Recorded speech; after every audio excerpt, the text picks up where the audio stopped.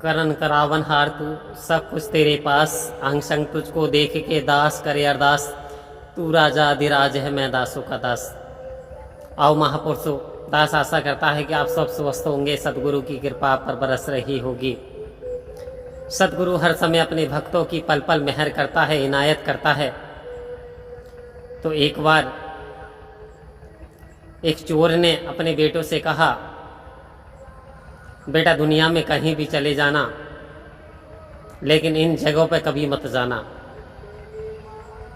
तो बेटों ने कहा, ऐसी कौन सी जगह है पिताजी जो हमें नहीं जाना चाहिए? उन्होंने कहा, बेटा कभी गुरुद्वारे में मत जाना, कभी कहीं सत्संग हो रही हो तो वहां पे मत जाना आप। तो उन्होंने कहा, ठीक है पिताजी, आज्ञाकारी बेटे थे, ठीक है हम नहीं जाएंगे। बेटा चोरी करने के लिए एक दिन गया, और जब चोरी करने के लिए गया तो उसने राजा के महल में चोरी की। और राजा के महल में जैसे ही चोरी की तो उसमें जो पहरेदारों की वो आंख खुल गई, रात्रि का समय था, शोर शराबा मच गया। और जब वो शोर शराबा मचा तो वो वहां से भाग निकला। अब भागते भागते पहरेदारों ने भी उसका पीछा किया। आवाज लगी कि इधर को कोई व्यक्ति भाग करके गया। अब दिन निकल आया था, और दिन निकल आया था, काफी सवेरा हो गया था, लेकिन वो भाग ही रहा था। अचानक में उसे एक गांव नजर आया, और गांव में बहुत सारी भीड़ एकत्रित थी। एक स्थान पे एक गुरुजी बैठे हुए थे, सत्संग का प्रोग्राम चल रहा था। अब भीड़ थी ज्यादा वहां पे। उसने सोचा, यदि आगे भागूंगा तो पकड़ा जाऊंगा, यदि पीछे भागता हूं तो पकड़ा जाऊंगा, लेकिन यदि सत्संग में बैठता हूं तो पिताजी ने कहा था कि सत्संग में कभी मत जाना, तो उनकी बात का अनादर होगा। लेकिन यदि बात का अनादर होता है तो आप मजबूरी में होने दीजिए, वरना मैं मारा जाऊंगा। चोर ने ऐसा समझ करके और उस सत्संग में प्रवेश कर गया और बैठ गया। जब वो सत्संग में बैठ गया, वह सत्संग सुनने लगा। सत्संग चलती रही, प्रवचन हो रहे थे, तो उसमें बात ये चल रही थी कि देवी की कोई परछाई नहीं होती, जो देवी देवता होते हैं उनकी परछाई नहीं होती है। लेकिन ये बात कैसे सुनी उस व्यक्ति ने? पहले तो पिता ने ये कह दिया, बेटा यदि प्रवेश कर भी जाओ तो कानों में उंगली लगा लेना। तो उसने पिता की आज्ञा मान के दोनों कानों में उंगली लगा ली थी। लेकिन अचानक क्या होता, जो विधाता को मंजूर होता वही होता है, क्योंकि सत्संग का असर तो होना ही था। जैसे ही हल्की सी उंगली हटी तो उसके एक ही बात समझ में आई कि देवी देवताओं की कोई परछाई नहीं होती है। फिर उसने कानों में उंगली लगा ली। ये ढूंढते ढूंढते राजा के सैनिक भी वहां आ पहुंचे, और जब वहां से सत्संग धीरे धीरे हटी और तलाश चली तो वो पकड़ा गया। और पकड़ा जाकर के जैसे पुलिस के हवाले राजा के चपरासियों के करा गया। उसमें बहुत मार फिराई गई, पिटाई हुई उसकी, लेकिन उसने ये नहीं कबूल किया कि मैं चोर हूं, मैंने चोरी की है। उसने कबूल नहीं किया। और उस समय का नियम था, यदि कोई कबूल नहीं करता कि मैंने चोरी नहीं की तो वो चोर नहीं होता था। वास्तव में जब भी चोर कहलाता था जब वो कबूल कर लेता था।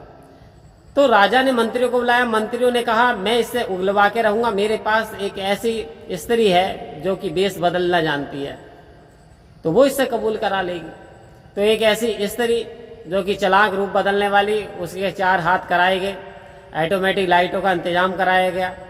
इसे अंधकार भरी कोठरी में ये बैठा हुआ था, इसे बंद कर दिया गया था। जैसे ही वो दरवाजे बंद थे, जैसे ही वो महिला ने प्रवेश किया, दरवाजे खुलते चले गए। ऐसा प्रबंध किया गया था, उजाला होता चला गया। उसने कहा, कौन? बोले, मैं देवी हूं। उन्हें हाथ जोड़ के प्रणाम किया, क्योंकि चोर जो देवी देवताओं को ज्यादा मानते हैं, ऐसी धारणा थी मंत्री की। तो बोले, ये देवी को सारी बात बता देगा। देवी ने पूछा कि आप मेरे भक्त हो, इसलिए मैं चली आई आपको बचाने, सच सच बता दो, यदि आपने चोरी की हो तो बता दो, मैं आपको बचा कर ले जाऊंगी। लेकिन अचानक वो बताने ही वाला था कि उसने चोरी की। वो बताने कबूल करने वाला था, क्योंकि वो उसकी आराध्य थी। 4 हाथ थे और मुकुट बहुत अच्छा बेहतरीन था। लेकिन जैसे ही उसने देखा कि उसकी कोई उसकी तो परछाई थी, और वहां सत्संग में कह रहे थे कि देवी देवताओं की कोई परछाई नहीं होती। तो वो वहीं पर रुक गया। उसने सोचा कोई ये बेसधारी है तो देवी नहीं हो सकती। आओ संत महात्मा, सत्संग की बात पे विश्वास करके उसने बताने से इनकार कर दिया। उसने कहा आप तो सब जानती हो, यदि मैंने चोरी की होती तो आप तो जान लेती। मैंने चोरी ही नहीं की, ये मैं शक के हिसाब से मुझे पकड़ के ले आए। मैं तो आपको बहुत मानता हूं, मैंने चोरी की होती तो मैं आपको बता देता, मैंने चोरी नहीं की माँ। ऐसा कहकर के जब उसने कहा, ये सारी बात नोट कर रहे थे उसके मंत्री, कुछ दूरी पे बैठे हुए, दोनों की बातें उन्होंने नोट कर ली। वास्तव में उसने चोरी की होती तो कबूल कर लेता, चोरी नहीं की। बाइज्जत उसे बरी कर दिया गया। अब वो जाता हर कहता पिताजी से ऐसे ऐसे सत्संग में मैं गया था, सत्संग में मैंने ये बात सुनी थी। यदि सत्संग के मैंने 2 मिनट की बात सुनने से मेरे जीवन बच सकता है, तो यदि मैं ताउम्र सत्संग करूं, ज्यादा समय सत्संग से दूं, तो मेरे साथ क्या होगा।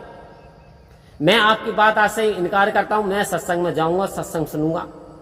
ये कहकर के बोले चोरी भी नहीं करूंगा। उसने त्याग दिया और संत श्रेणी संत बन गया।